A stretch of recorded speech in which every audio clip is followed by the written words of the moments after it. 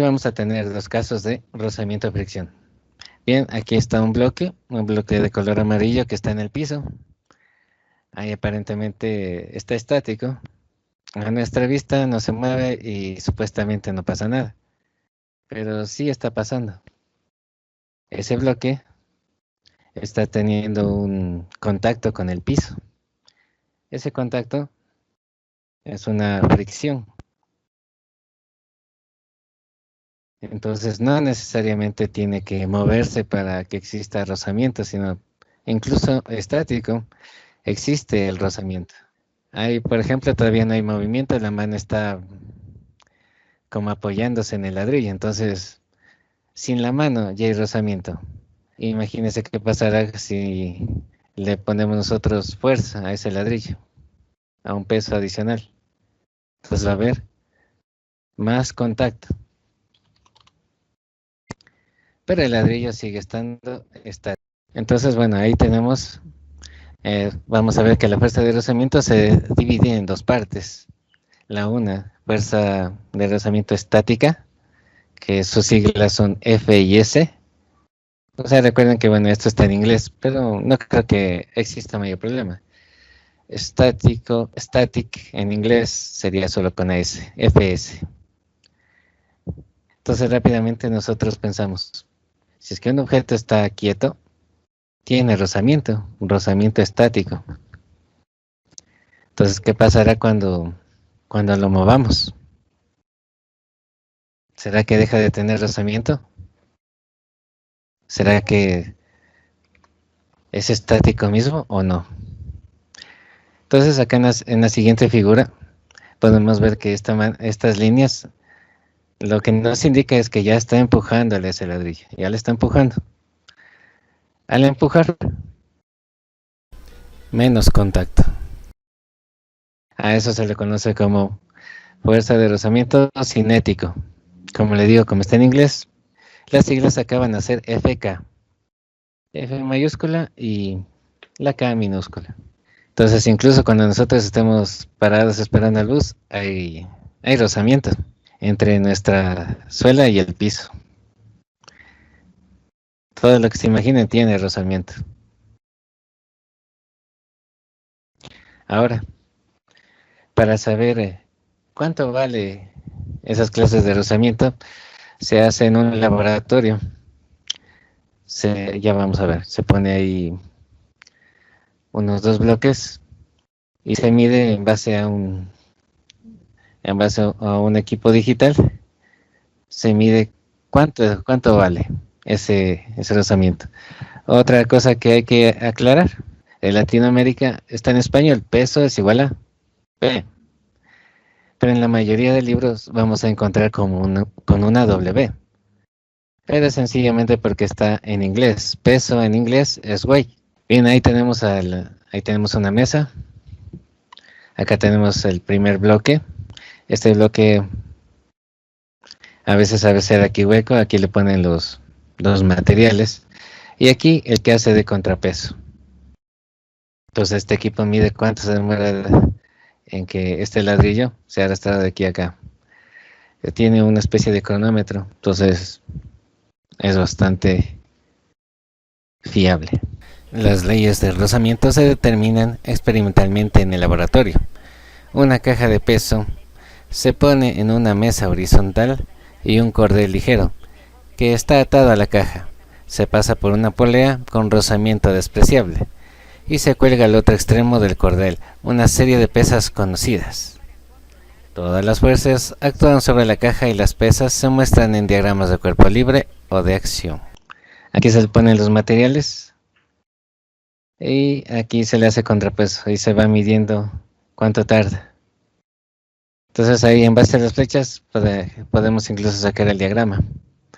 Acá todas las fuerzas en X van a ser igual a 0, que viene a ser la fuerza que está aquí en esta flecha de color rojo, menos la tensión de este primer bloque. Acá la normal, que ahí le dice Newton, la normal menos el peso es igual a 0. De aquí ya sabemos, despejamos Entonces resulta que fuerza va a ser igual a tensión y la normal va a ser igual al peso.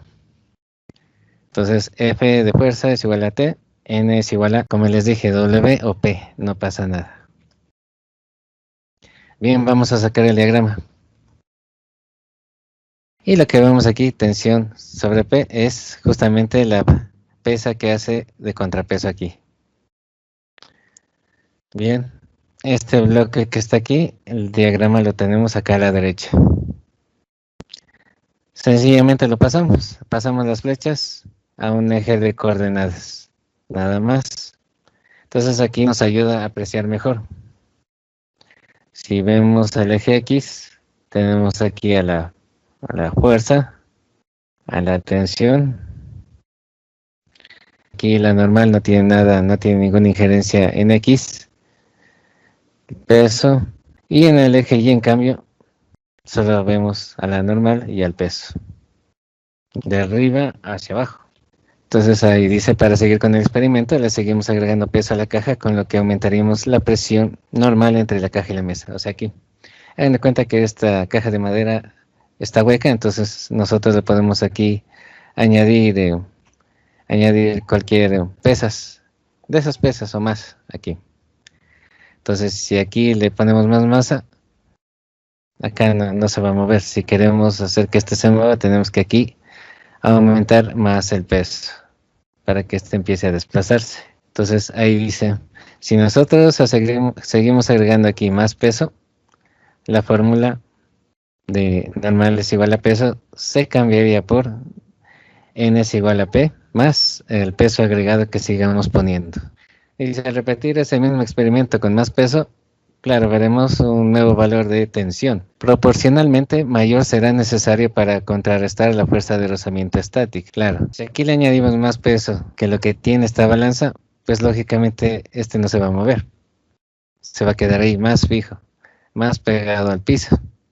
Y como les dije, si queremos que esta caja se mueva, acá también tendremos que aumentarle más peso. Entonces se puede concluir que tanto la máxima fuerza de rozamiento estático es directamente proporcional a la fuerza normal entre las dos superficies. Entonces vamos a ver la primera fórmula. Fuerza de rozamiento estática es igual al coeficiente. Esa U que vemos aquí significa coeficiente, ¿no? Coeficiente de rozamiento estático, US. Parecida a la U porque no es la U, US por la normal. O sea, fuerza de rozamiento estático va a ser igual al coeficiente de rozamiento estático por la normal. Pero como hemos analizado, no solo existe el que se queda quieto, también el que tiene movimiento. A ese le conocemos como fuerza de rozamiento cinético y se representa con una F y una K. Entonces, por lo tanto, aquí el coeficiente también va a ser una especie de U y K. Aquí tenemos ya unos ejemplos. Cuando hacemos el contacto madera sobre madera, cuando se queda quieto, recuerde, US es quieto, UK movimiento. Tiene un coeficiente de 0,7, madera sobre madera. Cuando le empezamos a desplazar, el coeficiente va a ser de 0,4.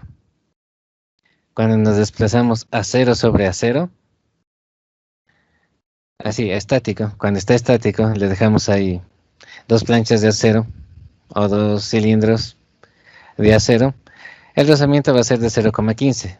Si se empieza a mover, va a ser de 0,09. Si dejamos un metal sobre una mesa de cuero, el rozamiento va a ser de 0,6 y cuando se empieza a mover, de 0,5. Madera sobre el cuero. Cuando tenemos alguna superficie de cuero y le ponemos arriba cualquier madera, va a tener un rozamiento de 0,5. Si le empezamos a mover, en este caso la madera sobre el cuero, va a ser de 0,4. El hule también se le puede conocer como especie de caucho, de goma, es de 0,9. Pero si ya empieza a moverse, el rozamiento va a ser de 0,7. Que incluso es el desgaste de nuestros zapatos también entra aquí. Si estamos esperando el bus, va a ser de 0,9. Si ya empezamos a movernos, va a ser de 0,7. Así sea hacer un mandado o ir a cualquier parte.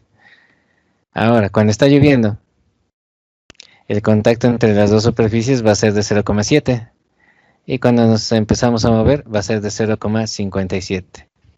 Y terminamos con esto. Sí hay un ejercicio aquí, pero ¿qué es lo que tenemos que considerar para esta clase de ejercicios? Primero, las fuerzas de rozamiento son paralelas a las superficies y se oponen directamente al movimiento relativo de las superficies entre sí. La fuerza de rozamiento estático, como ya vimos, la que se queda quieta, es mayor que la fuerza de rozamiento cinético para los mismos materiales. Cinético es la que se mueve, estático, bueno, hasta el nombre lo dice, se queda ahí pasmada. Al dibujar diagramas de cuerpo libre, generalmente resulta más fácil elegir el eje X, es decir, el piso en este caso, paralelo al plano del movimiento, y el eje Y normal al plano de movimiento. Se puede aplicar la primera condición del equilibrio para obtener dos ecuaciones que representen las fuerzas a lo largo del plano de movimiento y normales a él. Las relaciones van a ser, fuerza de rozamiento estático va a ser igual a coeficiente estático por la normal y fuerza de rozamiento cinético va a ser igual al coeficiente cinético por la normal. Se puede aplicar para obtener cualquier cantidad deseada. Estas son fórmulas sencillas, ya saben que si tenemos fórmulas de 3 variables podemos despejarlas.